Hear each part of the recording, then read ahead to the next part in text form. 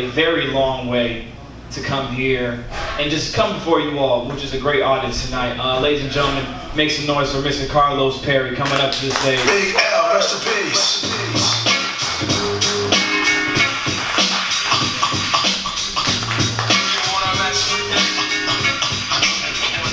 Hey guys, my name's Carlos Perry. What's going on? All right. So I'm fresh off the boat from Atlanta. I know there's no boat, but I figured if I set that down here, I fit in with at least 30% of the population. Like, Asian people can't drive. And normally if you say that, people were thinking you're being overtly racist. But I'm from Georgia. Of course I'm being racist. But I'm also an insurance agent. And every time I open up a nation's motor vehicle report, it's always the same shit. Claim, claim, claim, claim, claim, claim, claim, claim, claim. Just saying, if they can open up their eyes a little bit more, they wouldn't be hitting shit. That's all I'm saying. That's all I'm saying.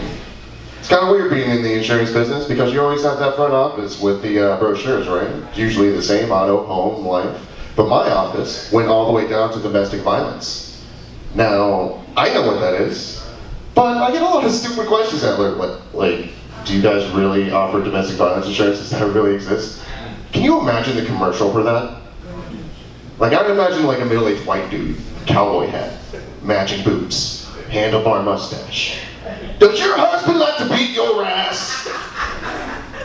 Do you have that sauce mouth to get you that black eye? Well, come on down to Allstate Insurance to get yourself a domestic violence chance. Pay a little cash to protect that ass.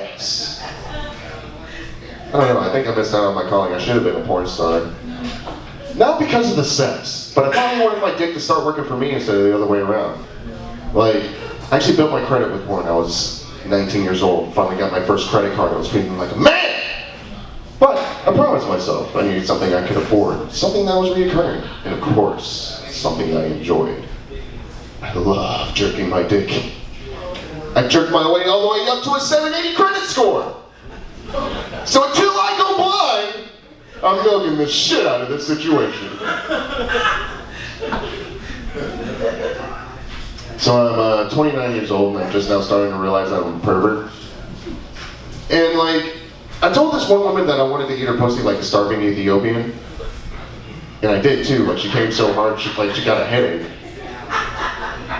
And I got this MILF over, took off her panties, looked down, and her pussy's all nice, clean, kempt, and pretty. I'm like, what the fuck is this? She's like, what's wrong? I'm like, look, if I'm gonna fuck a mom, I want at least a mom-looking pussy. Like, I want a pussy that's been through some shit. I want a pussy that's been through some trials and tribulations. I want a pussy that I know exactly how bad a day you're having just by looking at the wrinkles. You know, like a palm reader.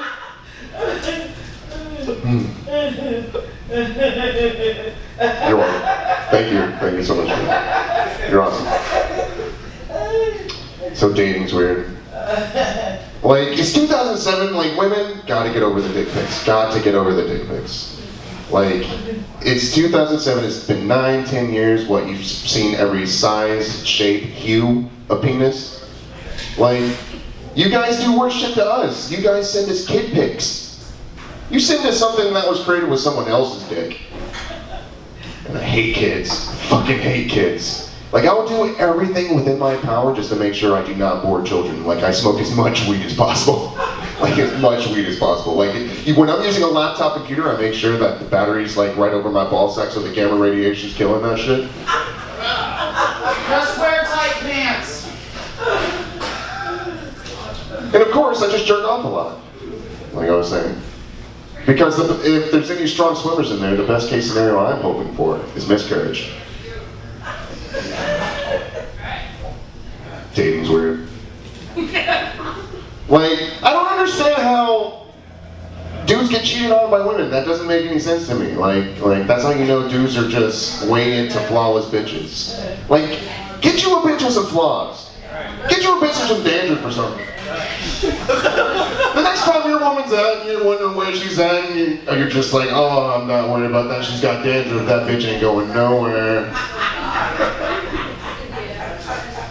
Dating's weird.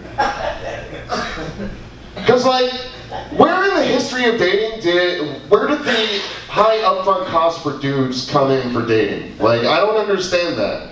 Like, usually when I pay for something up front, you know, there's skin involved. Maybe a camera. Definitely some toys. But ladies, what do you really have to offer but a nice smile and a charming personality? Like, why am I buying you food? Is your pussy hungry? No? Then you're not hungry. It's a correlation. And I always love separating the girl that I want from the rest of the pack of women. That's always fun because you start talking to the chick, she starts to like it, she wants to stay, but the rest of the pack wants to go. Right? But, you know, you have to go through the questions like, where are you guys gonna be? When can we expect you? What's your phone number? None of your goddamn business! Well, you could be a rapist and we're just trying to stop that. Okay, that's fair. But your friend over here could have an STD that I don't know about. But I'm not gonna ask for any medical records. I'm just gonna fuck her and hope for the best. Cross my heart and hope to not die in some shit. Dating's weird. Cause like, down here, all the women are so amazingly beautiful. Like, oh my god, so fucking hot. They're everywhere, even drive-through windows. That is not fair. Like, when I'm going through a drive-through window, I shouldn't be thinking like the man in the video store that has to get the 2 regular movies before he goes back to get the porn. Like, every time I go through a drive-through window, it's always like, yeah, can I get that number 2? Can I get that with the pussy, please? Hold the emotional problems and babies. Supersize those lips, and do not skip on the grease. Anything special with that number 2? Yeah, you know I'm only getting the number 2 because it comes with the pussy. So I love Martin Luther King. I love that guy. Like, a lot of people don't know that much about Martin Luther King. Like, that guy was well renowned for having wild sex parties. Google that shit. Like, I know that guy loved a lot of people, but that guy loved a lot of people. Like, every time I bring that up, people are always like, why are you trying to make fun of the coolest black dude ever? That doesn't even make any sense. What the fuck are you talking about? That dude was a prodigy. Like, how are you gonna organize revolutions and bitches? Like, he's the only saint-like figure that can do a march in the morning and then a train at night. Making fun of Martin Luther King. He fucked us into civil rights. Like, I can just imagine Martin Luther King is like one of those major action movie stars, maybe in a movie, let's say 300, right? Like atop of a bridge. We will fuck all the white women until we have our civil rights. This is Selma! It was a good movie. It was a good movie. Get there. All right.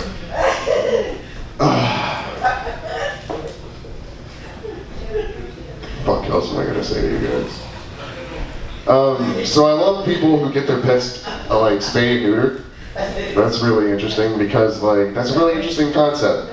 Because if I get my pet spayed and neutered, 1, they don't reproduce, awesome, and 2, they become less aggressive. That's a very scientific and thin statement. I have one of my very own. Now, if we spay and neuter white people, then the world will be a safer place. And I'm mixed, so I'm even willing to donate a testicle by itself because I am not a hypocrite. It's weird being the token African American everywhere that I go. Like, it's weird because I'm dark enough to be exotic, but I'm light enough not to get shot by the cops. Like, white ladies use me as a bridge to turn to the dark side. It's not too late, white woman. Come to the dark side, white woman. Call me your daddy. Alright. So, I guess I'll leave you guys with this. Like, I've been all over Georgia. I was at this bar in South Georgia when I graduated college, right?